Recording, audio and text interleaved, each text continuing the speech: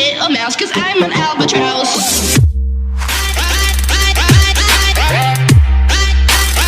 I'm an albatross. Hello friends, एक channel दा तुम तारा मौक sharing ऐसे वीडियो से दे कहीं ना कहीं देखो कि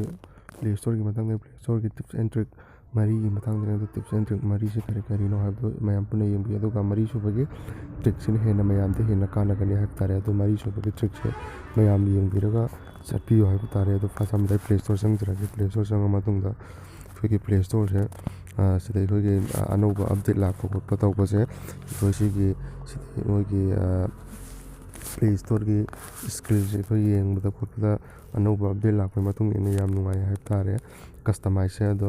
अखोई सिगी प्ले स्टोर से कोइना करिगुम्बा अपडेट तौनिंग तारगदि अखोई कमदौना अपडेट तौगनी अदुदुगी मतंगदने अदो अपडेट तौनबगी दमक प्ले स्टोर से अपडेट तौनबगी दमक अखोई सिगी 3 लाइन तो सिदा चंगनी सि चंगा मतुंग अखोई सेटिंग दा चंगनी सेटिंग दा चंगा मतुंग अखोई सिगिदा चिंगपेरा कान सिगिदा प्ले स्टोर वर्जन लाइन से सिगिरिको 7 टाइम्स नंबीरने समय 7 टाइम्स नम मतुंगदा सिदा करिगुम्बा अदोंगी तो ऑल वर्जन होई तारगदि अपडेट की मसा मतंतरा सोंथोरकने अपडेट तौनबगी दमकता अदुदोगा अपडेट किसो फगी अदु मसा मतंतरा ऑटोमेटिकली तौजखरनी अनि सुबह सेटिंग में कई नया मतम दे कोई सी लोगो से सीधे नंबर मतुंग दे कोई लोगो से नंबर मतम दा कोई सी की तरह नंगी तो कोई जीमेल तो पहांग तारा कोई सुमेना लोना चुंगतोरकने सुमेना लोना चुंगतोरक लोई कोई सीधे कोई अतोपा में चेंज तौनिंग है तारा कोई सुमेना सीधे खंदोइने सुमेना खल्लने सुमेना खनबजे कोई सिंगना लॉन्ग प्रोसेस है तारे याम सांग प्रोसेस होइरे अदो करिगुम्बा सिने कोइना शॉर्टकट ता हाइदि अथुबा मतमदा कोई सिगी प्रोजेक्ट खनिंगा कमदौना खनगने हाइबदि मतंगदने अदो याम थुन्ना खनबे दमकते कोई सिगी ता स्वाइप अप तौरने हाइतारे कोई अदोमना सुमना मखारोम सिंगदरने जिंगदबकाना सुमना सिंगरने अदुगा हानेगी तो अमुक पाइनिंग तारगो सुमना मथकते इंकलने सुमना मथकते इंकटपकाना कोई हानेगी तो सुमना लेराने सुमेन तौरे है याम तुमना सिनबे जाय सुमना नि सुबकी ट्रिक ओइग्रे अदुदुगा अखोई अहुम सुबकी ट्रिक सिना कइनो हाबकंदा अखोई मोबाइल से कैसु नत्तबदि अखोई या मेमोरी फुल लेखलपा खोखलपा अदगी सेटिंग से अखोई चंग तारगो से अखोई फोन से एमबी एप्लीकेशन अमना कयाम सारी खोली हाइबजे अखोई खंगिंग तारगो से अखोई अतोप एप्लीकेशन सिजनरगा नत्रगा सेटिंग दा चंग तारगो याम लॉन्ग प्रोसेस ओइबा हाइब तारे अदो सिगी शॉर्टकट अमा अखोई प्ले स्टोर से याम लैरि अदो प्ले लैरिबो सेटिंग का करिनो हाइब कान अखोई सिगी फ्री अखोई माई एप्स गेम से सिदा अखोई चंगबिरने सि चंगबिर मतुंग देखो सिगी इंस्टॉल दा चंगने इंस्टॉल चंग मतुंग दा अखोई सिगी बिरा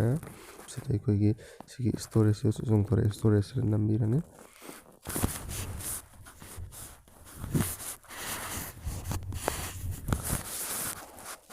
स्टोरेज नंबर मतुंग अखोई सिदगी अनोइना कक्ंबा सिदा अखोई सिजनदबा हाइब तारे 7 days यूज अदगी सिगी यूज 2 week कई लैरि अखोई सुगुम्बा सिदा नंग सिजनदबा फोटो अखोई सिदा येंगा सिगी टिक मार्क तौरगा अखोई खनबिरने ऐसे मैम उच्चबगी कक्चरगे सुमें नमने सि नम मतुंग अखोई सिगिरा फ्री अप 23 MB लेरे अखोई नमने सि नम मतुंग अखोई फ्री अप 23 MB दा सुमें अखोई नमने सि नम मतुंग अखोई सुमें इन तौरबा दुमें तौरबा कक्को यारने अदुगा अखोई मरी सुबगी ट्रिक सिना कइनो हाइब मरी सुबगी ट्रिक सिना कइनो हाइब कांदा अखोई अतुंगी फोन दो अखोई सैमसंग की होइबा याय नत्रगा MI की होइबा याय एनी ब्रांड की होइबा याय ओइरि फोटो अखोई नंगनदे अखोई ऑनलाइन दगी नत्रगा मी अतोपदगी लैहौबा खोलौबा दु मोबाइल होय तारगदि अदु अखोई कमदौना सर्टिफाई तौगनी हाइबदो अदुगी मतंगदने अदोंगी फोन दो अखोई डायरेक्ट MI नि हाइ तारे अदु MI नि हाइबसे डायरेक्ट कमदौना MI सर्टिफाई ओइगी हाइबदो कमदौना खंगनी हाइबदो अखोई प्ले स्टोर चंगनी प्ले स्टोर चंग मतुंग अखोई 3 लाइन 0 तो नमनी नम मतुंग ꯁꯤꯒꯤ ꯑꯩꯈꯣꯏꯒꯤ ꯁꯦꯠꯇꯤꯡꯁꯤꯗ ꯆꯪꯉꯅꯤ ꯁꯦꯠꯇꯤꯡꯁꯤꯗ ꯆꯪꯉ ꯃꯇꯨꯡꯗ ꯑꯩꯈꯣꯏꯒꯤ ꯁꯤꯒꯤ ꯄ꯭ꯂꯦ ꯄ꯭ꯔꯣꯇꯦꯛ ꯁꯔꯇꯤꯐꯤꯀꯦꯁꯟꯁꯦ ꯁꯤꯒꯤꯁꯤꯗ ꯃꯈꯥꯗ ꯂꯩꯔꯦ ꯗꯤꯚꯥꯏꯁ ꯏꯁ ꯁꯔꯇꯤꯐꯥꯏ ꯍꯥꯏꯅ ꯀꯔꯤꯒꯨꯝꯕ ꯑꯗꯣꯝꯒꯤ ꯐꯣꯟꯗꯣ ꯑꯦꯝ ꯑꯥꯏꯅꯤꯅ ꯂꯩꯔꯨꯔꯒ ꯑꯦꯝ ꯑꯥꯏꯗꯤ ꯊꯥꯖꯤꯜꯂꯒ ꯑꯩꯈꯣꯏꯒꯤ ꯑꯦꯝ ꯑꯥꯏ ꯑꯣꯏꯗꯕ ꯈꯣꯠꯇꯕ ꯗꯨꯄ꯭ꯂꯤꯀꯦꯠ ꯑꯣꯏꯕ ꯑꯗꯨꯝꯕ ꯑꯣꯏꯇꯥꯔꯒꯗꯤ ꯁꯤꯗ ꯗꯤꯚꯥꯏꯁ ꯏꯁ ꯅꯣꯠ ꯁꯔꯇꯤꯐꯥꯏ ꯑꯅ ꯊꯥꯔꯛꯀꯅꯤ ꯑꯗꯣ ꯁꯤꯒꯤ ꯄꯣꯠꯁꯦ ꯑꯩꯈꯣꯏꯒꯤ ꯑꯦꯝ ꯑꯥꯏ ꯗꯥꯏꯔꯦꯛ ꯑꯣꯔꯤꯖꯤꯅꯦꯜ ꯑꯣꯏꯕꯒꯤ ꯁꯤꯗ ꯗꯤꯚꯥꯏꯁ ꯏꯁ ꯁꯔꯇꯤꯐꯥꯏ ꯑꯅ ꯊꯥꯔꯛꯄꯅꯤ ꯑꯗꯣ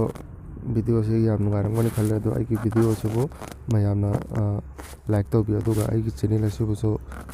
ꯁꯕꯁꯀ꯭ꯔꯥꯏꯕ ꯇꯧꯕꯤꯌꯨ ꯑꯃꯗꯤ ꯑꯩꯍꯥꯛꯄꯨꯁꯨ ꯁꯞꯄꯣꯔꯠ ꯇꯧꯕꯤꯌꯨ ꯑꯩ ꯉꯁꯤꯒꯤꯗꯃꯛꯇꯗꯤ ꯁ꯭ꯋꯥꯏꯗ ꯁꯨꯝ ꯂꯣꯏꯁꯤꯟꯖꯔꯒꯦ ꯃꯊꯪꯒꯤ ꯚꯤꯗꯤꯑꯣꯗ ꯑꯃꯨꯛ ꯊꯦꯡꯅꯖꯩ